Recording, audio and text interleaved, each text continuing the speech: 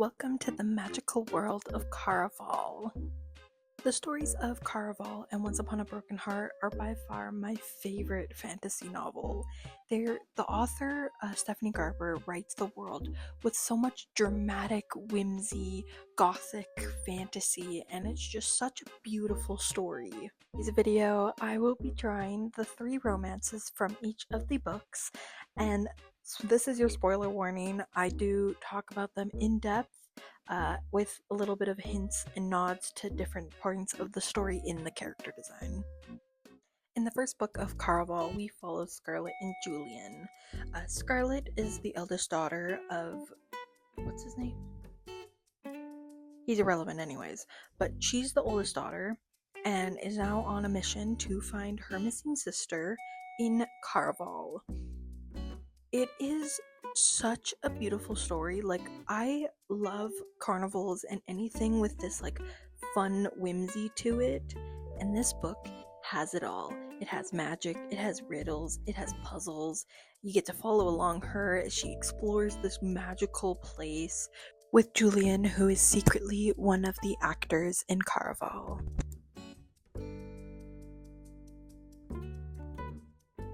Throughout the book, they had this kind of relationship where it was like Julian was extremely flirtatious, Scarlet is like holding herself back because of her arranged marriage. So I kind of wanted to emphasize that in this pose. I wanted Julian to kind of be slightly leaning into her, and Scarlet is just pushing away but also like kind of leaning in as well. I mean, come on, Scarlet, how could you resist Julian for as long as you did?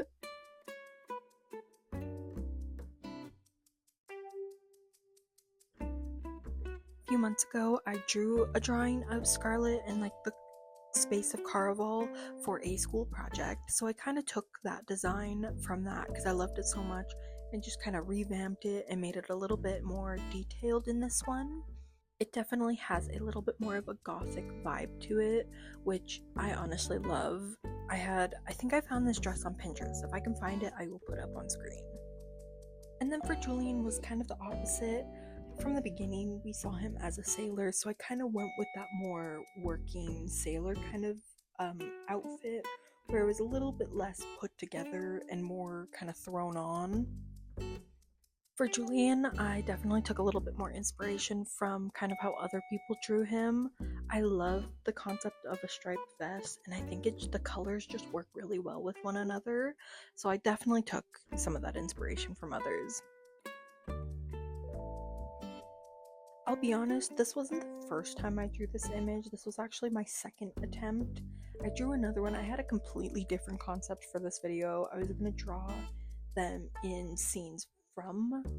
I kind of did the same concept where I drew the same scene or a scene from the book and kind of drew them, but the first drawing I wasn't happy with, so I was like, you know what, I'm gonna scrap it, I'm gonna take a break, and I'm gonna revisit it, which I'm so glad I did. I'm so much happier with these finals than the one I did before. Unlike my previous character videos where I was just doing a plain background, I kind of wanted to challenge myself by doing a little bit more of a complex background.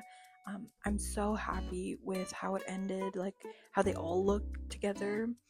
I think having these little scenes from the different points of the books looked so good with their design.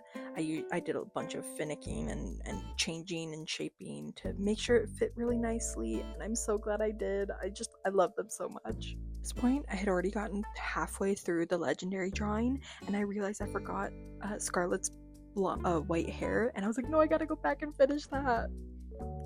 Here is the final look of Scarlet and Julian. I love these two so much. I wish we got more of them. I needed more. They're definitely one of my favorite romantic couples. I'm sure I'm not the only one, but it definitely took me a little bit to get into the complete switch in perspectives in Legendary.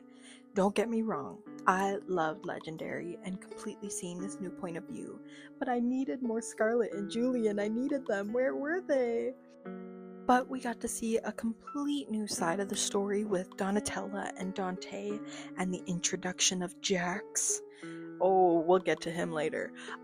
But this is it was so cool to see a completely new side of the world and knew all the magic and all of the cards, and it was so good.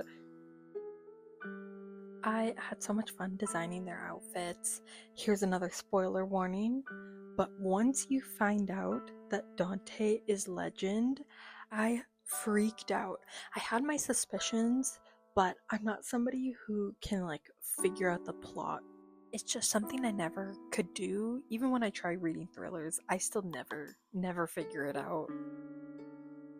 I, of course, had to go with a carnival master kind of outfit for Legend.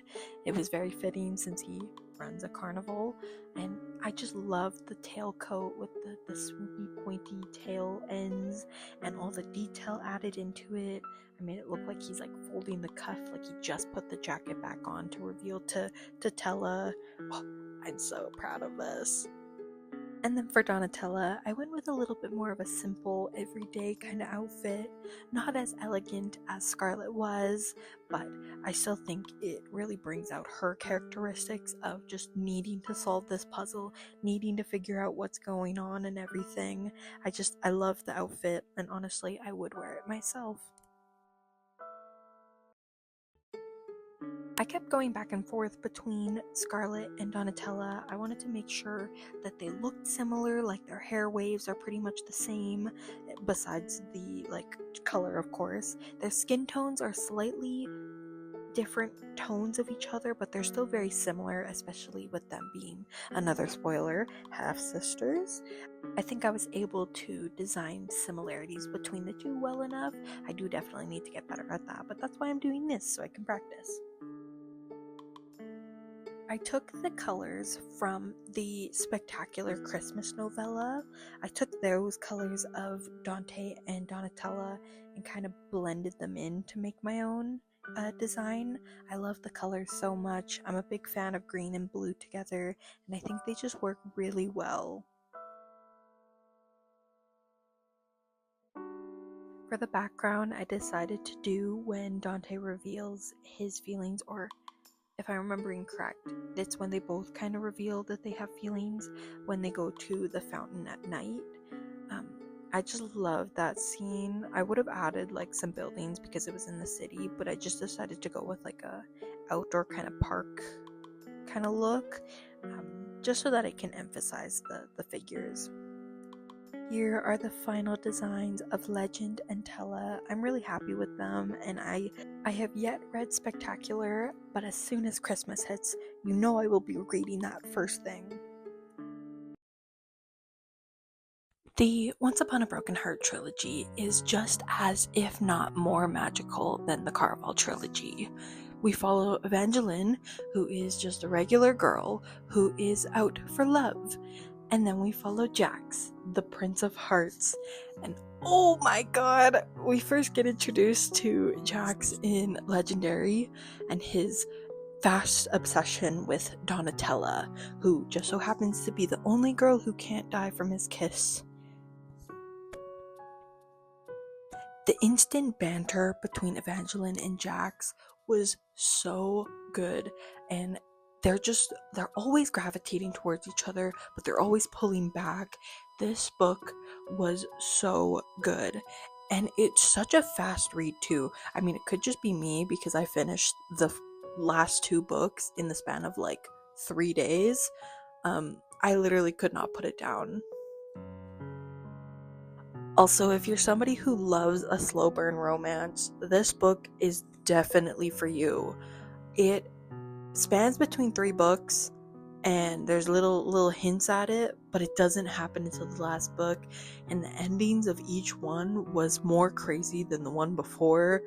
And there's no words that can put into how amazing this book is. Seriously, if you need just like a beautiful fantasy, read this book. It is so good. I love all the puzzles. I love all the mystery, all of the royal and big families that are involved in this story, and Jax's past coming into more information. It is just so amazing. Designing the characters, I of course had to make Jax yearning for Evangeline's touch, the apple in his hand.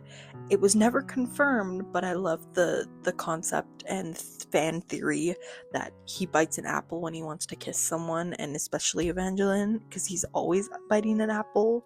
I hope we get the information soon of what that means. But I wanted to make them like the most romantic out of all three. Like, they were always gravitating towards each other, so I really wanted to emphasize that with the design. I made Evangeline's outfit a lot more fluffy and girly because she seemed a little bit more feminine than the others, and I'm so happy with the color palette as well. Even though this book took place mostly in the winter time, I've associated it with a very spring color palette. So bright and pastel colors, and I definitely brought that in with this illustration. I really hope at some point in the future we get a Lala and Chaos book, because there was clearly something going on between them that they did not want to admit, and I need to see more of this world. This world does not seem like it's ended, so I hope eventually Stephanie Garber will write more. I mean, no pressure. This is just, I'm such a big fan of this world. It's just a lot of my inspiration for my own writing, and it's just, oh, I just love this world.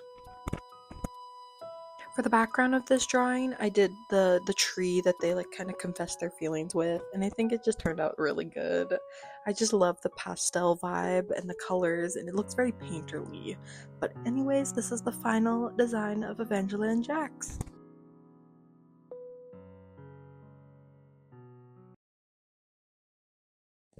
Here are all three designs side by side.